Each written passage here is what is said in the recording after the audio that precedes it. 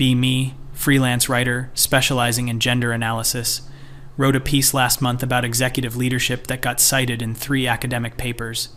Feel like I've finally cracked the code on understanding how systems perpetuate themselves. The research is clear, the patterns are obvious, the conclusions write themselves. Men succeed because the game is rigged for them, not because they've figured out something I haven't. Been working on a long-form investigative piece about exclusive professional networks. The kind of access that determines who gets funding, who gets introduced to investors, who gets the real opportunities. My angle is simple and supported by data. These networks exclude women and then claim merit determines outcomes. Spent 3 months researching, sent out hundreds of interview requests. Most went unanswered, got a few polite deflections.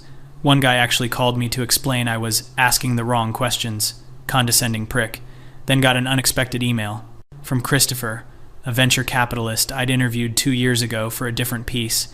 I'd been tough but fair in that article, didn't quote him out of context like I could have. He said he remembered me as someone who actually listens before drawing conclusions, which felt like backhanded praise. Offered me access to something called the Frontier Group. Described it as a quarterly gathering of investors, founders, and people building things.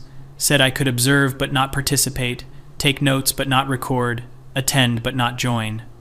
Made it clear this was a one-time offer and I'd be there as a guest, not a member. My first instinct was to be offended by the terms. But I needed primary sources, needed to see these spaces from the inside, agreed to his conditions while already planning how I'd frame this in the piece. The entitled gatekeeping, the artificial scarcity, the performance of exclusivity, showed up at an unmarked building in a financial district, dressed professionally, but not trying to blend in. Wasn't trying to infiltrate, wasn't pretending to be something I wasn't. I was there as an observer, and I carried that role deliberately. Christopher met me in the lobby, brought me upstairs to a space that looked like a converted loft. Maybe 60 men scattered around, ranging from mid-20s to late 60s. No suits, mostly casual clothes, none of the performative wealth signals I expected. He introduced me to a few people as a writer working on a project. Didn't specify what kind. Most nodded politely and immediately went back to their conversations. No hostility, but also no performance for my benefit. It was jarring to be so thoroughly unremarkable to them. Settled into a corner with my notebook, ready to document the toxic dynamics I knew I'd witness. Started writing down observations, looking for the patterns of dominance and exclusion. First thing that struck me was how much controlled chaos filled the room. Men talking over each other, but somehow still communicating. Interruptions that weren't power plays but enthusiasm. Watched one guy pitch an idea for solar panel efficiency to 3 others. They tore it apart immediately, found holes in his cost projections, questioned his supply chain assumptions, expected him to get defensive or shut down. Instead, he got more animated, started sketching on a whiteboard, adjusted his model in real time. One of the guys who'd been most critical suddenly offered a contact at a manufacturing company. Another pulled out his phone and sent an introduction email right there. The guy who'd been criticized thanked them and immediately moved to the next group. None of it looked like what I'd expected. No ego protection, no face saving, just rapid iteration and immediate resource sharing. Told myself this was probably staged for my benefit. Christopher had probably told everyone to be on their best behavior. Spent the next hour watching interactions that increasingly didn't fit my framework. Saw a 26-year-old kid explain blockchain architecture to a 60-year-old former CEO. The older man asked basic questions without any visible embarrassment about not knowing. Took notes on his phone, thanked the kid genuinely, introduced him to someone across the room, saw groups form and dissolve around problems. Someone would mention a challenge, and bodies would just drift over. They'd swarm the problem, throw solutions at it, argue about approaches, then scatter. No formal structure, no designated leader, just functional collaboration. Kept waiting for the dominance games, the status competition, the zero-sum thinking. Instead saw a weird abundance mentality I couldn't quite categorize. One founder mentioned he was hiring for a specific technical role. 3 different men immediately suggested candidates. One of those candidates was explicitly someone from another guy's company. He offered up his own employee without hesitation, said the opportunity was better for the person's growth. The founder doing the hiring thanked him and asked what he needed in return. The guy genuinely seemed confused by the question. This didn't match any model I'd built. During a break, Christopher asked how it was going. I gave him a non-committal answer, said it was interesting. He smiled like he knew exactly what I was thinking and walked away. The evening shifted to a different format. Someone dimmed the lights, and a man in his 50s stood up front. He talked for 20 minutes about a company he'd built and lost. Specific details about where he'd fucked up, what he'd missed, how he'd let ego drive decisions, described the moment he had to lay off 40 people because of his mistakes. His voice cracked twice, but he didn't stop. When he finished, the room was completely silent. Then someone asked a technical question about the decision-making process. Someone else asked about the emotional recovery. For an hour, they dissected this man's failure with surgical precision. But the tone wasn't cruel, wasn't mocking. They were extracting lessons, mining his pain for wisdom they could use. He answered every question with raw honesty. Admitted things I would never admit in a public setting. And they treated his vulnerability like valuable data. Wrote in my notebook, performing humility to maintain group cohesion. But even as I wrote it, I knew it wasn't quite right. Left that first evening deeply unsettled. My article suddenly had a structural problem. The evidence I'd gathered didn't support the narrative I'd planned. Told myself I needed more data points, different contexts. Spent the next 2 months gaining access to other spaces. Used the contacts from that first evening, even though it felt compromising. Visited a trading floor where 7 guys ran a small hedge fund. Expected Wolf of Wall Street aggression, instead found monastic focus. They barely spoke to each other during market hours, communicated in abbreviated phrases and hand signals. Moved like a single organism responding to information. During lunch, watched them review the morning's decisions. They criticized each other's calls without any cushioning language. No praise sandwiches, no softening, just direct assessment. That was stupid. You saw the momentum shift and ignored it. The guy being criticized nodded, asked for clarification, adjusted his model. No defensiveness, no hurt feelings, just immediate integration of feedback. One of them asked me what I thought of their process. I said it seemed harsh. He looked genuinely confused, said harsh would be letting him keep making that mistake.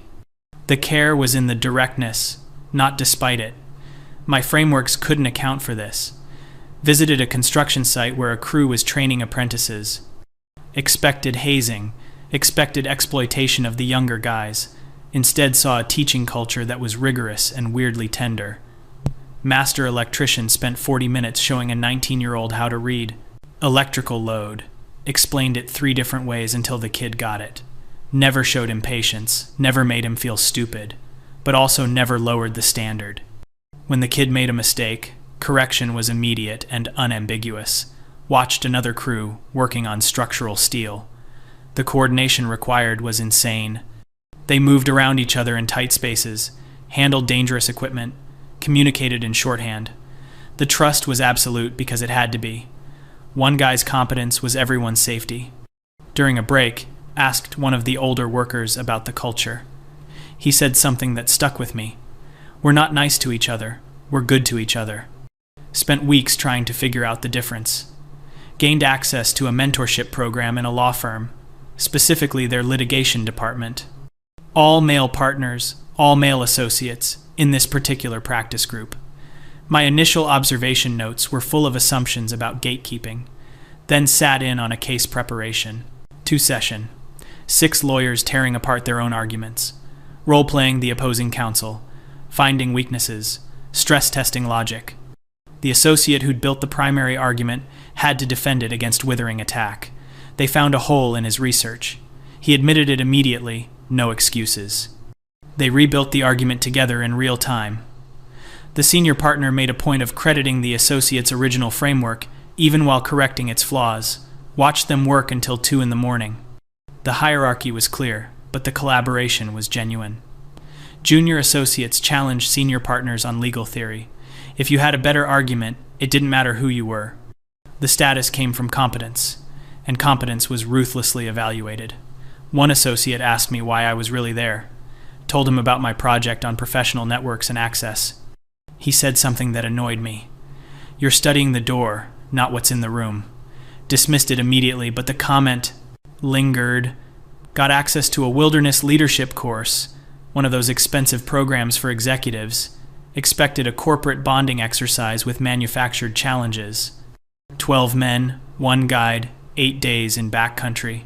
I was allowed to join as an observer, didn't participate in the exercises, watched them struggle with genuine physical challenges. Navigation, shelter building, food rationing, weather. The corporate hierarchies dissolved completely. The CEO who ran a billion-dollar company took orders from a middle manager who had actual wilderness skills. No ego about it, just recognition of relevant competence. Saw a guy have a complete breakdown on day 4. He sat down on the trail and started crying, said he couldn't do it, expected the group to leave him behind or mock him. Instead, they stopped, made camp early, sat with him, didn't coddle him, didn't tell him it was okay to quit. One guy said, "You can do this, you just don't believe it yet, we'll wait while you figure it out." They sat there for an hour while this man worked through whatever he was working through. Then he stood up, and they kept going. Nobody mentioned it again, but something had shifted. The man who'd broken down was integrated differently, trusted more deeply. The vulnerability had been a test he passed, not a weakness he'd shown. My categories kept failing. Spent an evening observing a poker game, high stakes, invitation only. These weren't professional gamblers, just wealthy men who played seriously. Expected toxic masculinity, expected risk-taking as dominance display, instead found rigorous probability analysis and emotional control. They respected each other's skill, studied each other's tells. The competition was real, but the community was stronger. One player lost $40,000 in 2 hours. He took it without visible emotion, complimented the hands that beat him. Nobody gloated, nobody performed.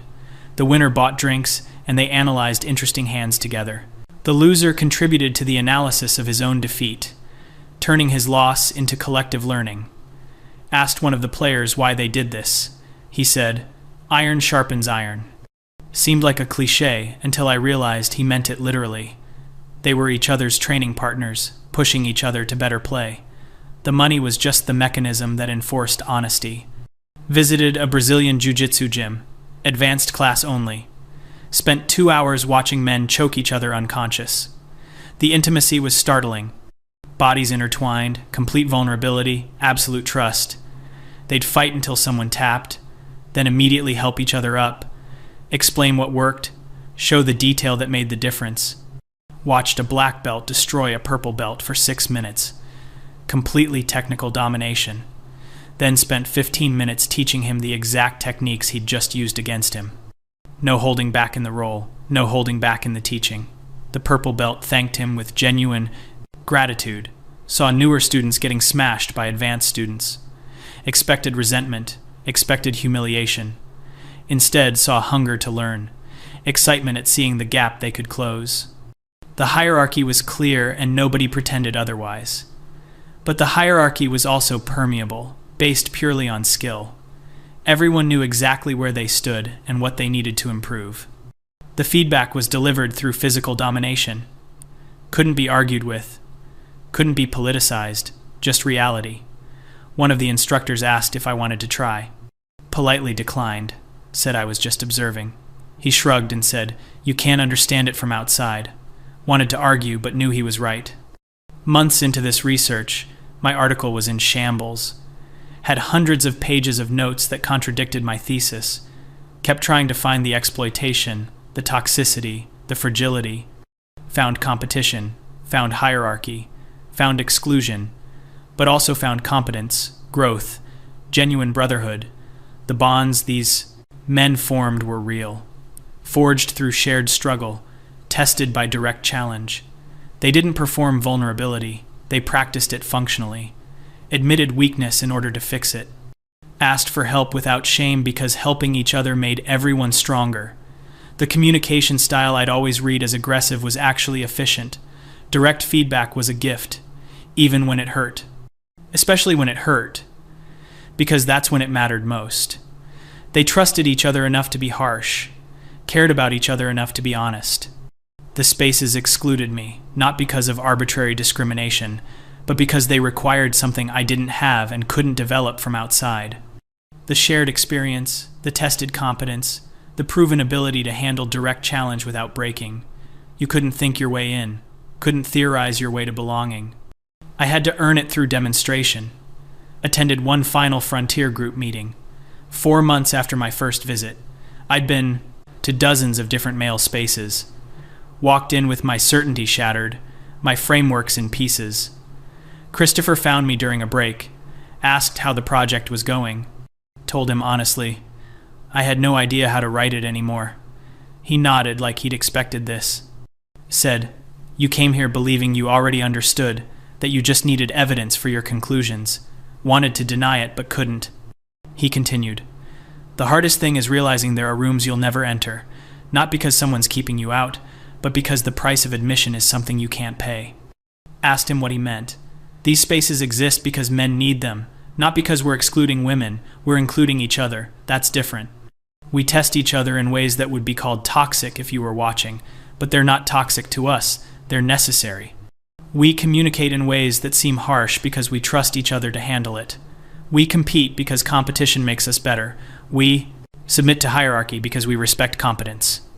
And we do all of this away from evaluation by people who don't understand the purpose. Felt anger rising, started to argue. He held up a hand. You've spent months observing. You've seen men being genuine with each other. You've seen us thrive. And you still can't quite accept that maybe, just maybe, we know what we need better than you do. That's the gap you can't cross. Not because you're a woman, but because you're so invested in your framework that you can't let it go even when the evidence contradicts it. The words hit like physical blows. Walked out of that building in a daze. Sat in my car for an hour, staring at my notebooks. Months of observations that demolished my assumptions. I'd watched men supporting each other in ways I'd never acknowledged were possible. Seen them succeed not despite their masculine culture, but because of it. The directness, the competition, the hierarchy, the physical testing, all of it, served purposes I'd dismissed as socialization or performance. But it wasn't performance, it was function. They'd built cultures optimized for growth, competence, genuine connection. And those cultures required exclusion to function. Not exclusion as discrimination, but exclusion as boundary maintenance. The spaces worked because everyone in them had paid the price of admission. Shared the assumptions, spoke the language, understood the rules. My presence changed the dynamic, made them self-conscious. Even when they tried to ignore me, they were performing for an audience. The real magic happened when I wasn't there. In the spaces I could never fully enter. Spent weeks trying to salvage the article. Wrote draft after draft, trying to fit my observations into some framework that preserved my worldview. Everything came out dishonest. I'd witnessed something real and couldn't explain it away. Finally wrote something true. Described what I'd seen without trying to explain it through my usual lens. Submitted it to my editor. She called me 2 days later, concerned. This doesn't sound like you. What happened to the critical analysis? Told her I'd done the analysis and it had complicated my conclusions. She suggested I refocus on the structural issues. Translate, ignore what you saw, write what you planned. Pulled the piece instead. Couldn't publish something I no longer believed. Couldn't defend my old positions after seeing what I'd seen. The humiliation wasn't public, it was private. Sitting alone with my notes, confronting the reality that I'd been wrong. Not wrong about everything, not wrong about structural barriers that exist, but wrong about understanding men, wrong about these spaces, wrong about my certainty. I'd spent years writing with authority about male behavior, male culture, male power, and I'd fundamentally misunderstood it. Missed the complexity, the functionality, the genuine value, saw only what fit my framework, and dismissed the rest. The men I'd observed weren't performing masculinity, they were living it. And it worked for them in ways I'd never acknowledged. They'd built spaces where they could be fully themselves. Challenged, tested, pushed, supported. Where weakness was temporary and fixable, not identity. Where hierarchy was earned and respected, not resented. Where competition made everyone better instead of creating winners and losers. I'd watched them thrive in environments that would have destroyed the cultures I valued. Direct feedback without emotional cushioning would have felt brutal to me. Physical competition as bonding would have seemed aggressive. Hierarchy based on competence would have felt invalidating. But to them, it was oxygen. The realization that cut deepest. They didn't need my approval, my understanding, my validation. These spaces existed and flourished completely independent of my ideology. My frameworks were irrelevant to their reality. I could write articles critiquing them, and they'd keep thriving. Because what they'd built actually worked, served their needs, developed their abilities, created genuine bonds, and I would never be part of it. Not because they hated women or feared femininity, but because the spaces required something I couldn't provide, couldn't be what they needed from each other. Sitting with my failed article, months of research leading nowhere I could use, had to confront the arrogance of assuming I understood. The entitlement of demanding access to spaces that weren't for me. The ideological rigidity that made me see everything through one lens. Christopher had been right, and I hated him for it. Hated him for the condescension, for the knowing smile, for being proven correct. But mostly hated that he'd given me exactly what I asked for. Access, observation, the truth of these spaces, and the truth had destroyed my certainty. I started over with my writing. Stopped pretending to understand what I'd only observed. Stopped claiming authority on experiences I hadn't lived. The humiliation was in the privacy of my own mind, knowing I'd spent years being wrong with confidence.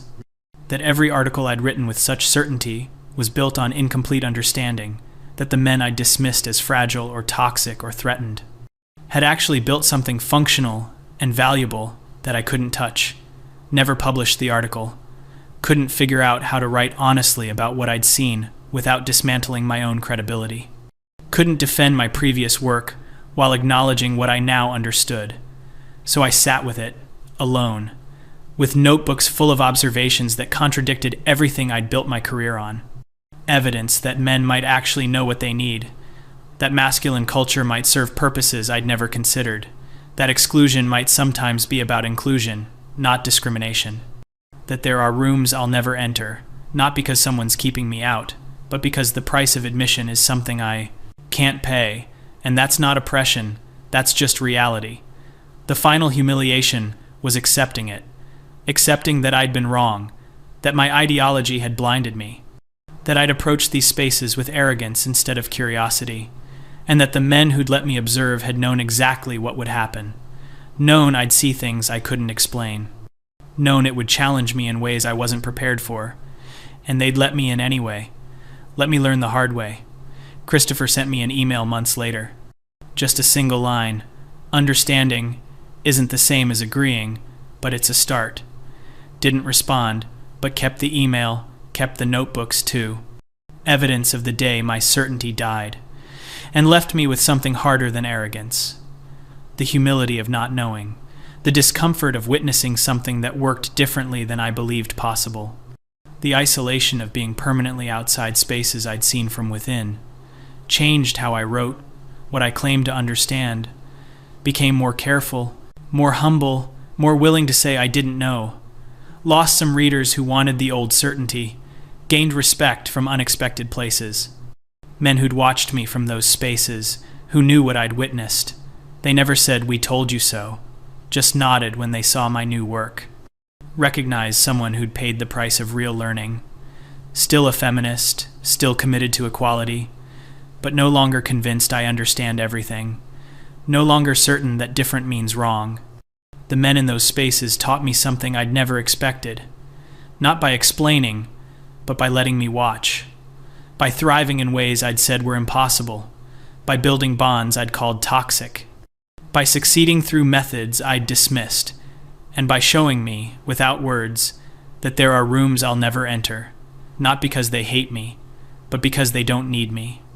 And that truth, more than anything else, was the lesson I never wanted to learn, but couldn't unlearn once I'd seen it.